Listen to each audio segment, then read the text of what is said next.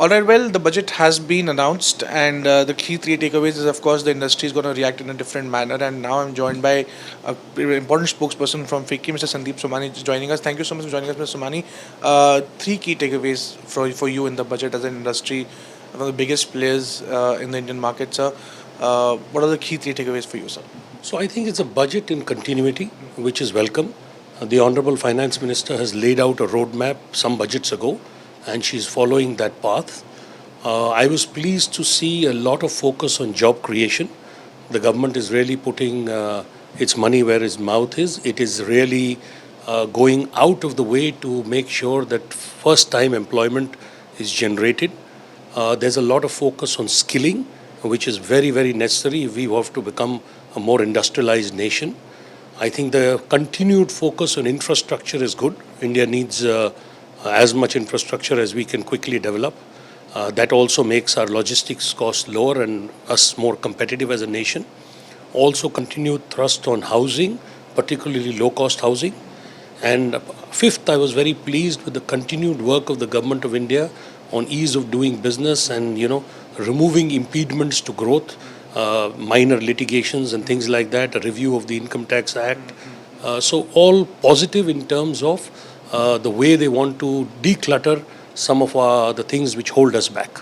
Also, sir, if I could ask you, the budget did not speak much about the infrastructure spaces, real estate sector. The capex was maintained at 11,000 crores, but the significant announcement that the real estate sector was seeking did not come out in a very pleasing manner.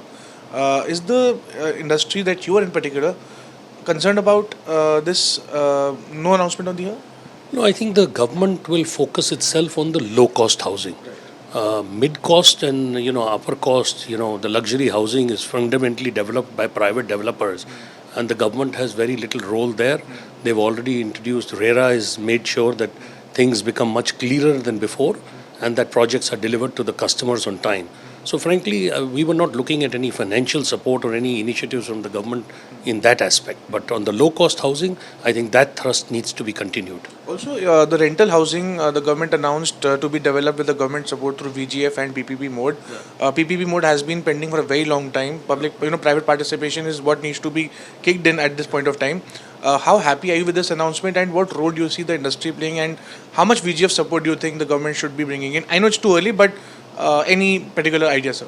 So I think the announcement is welcome, but land must be provided at very reasonable rates if we really have to make these housing projects successful. And financing must be readily available and affordable. Okay. Yeah. All right, last question, sir. Towards the end, a lot of industrial experts are saying that implementation is the key. For example, the government announced geotagging of all the land records, basically, and digitization. That, of course, helps your sector as well. How good or bad the situation is, because people tell me that litigation will reduce with land record being digitized. So, what is your viewpoint on that, sir? So my viewpoint is it's an excellent move. It must be done. And for your information, some states are already quite ahead in geotagging assets. So land records in some states have already been digitized to a great extent. Okay. And I think other states need to follow. Okay. But it's a good move, and this will certainly reduce litigation in the courts. Anything that the budget misses out? No, I think it's a good budget. It's a budget which is as I said, on a path of continuity.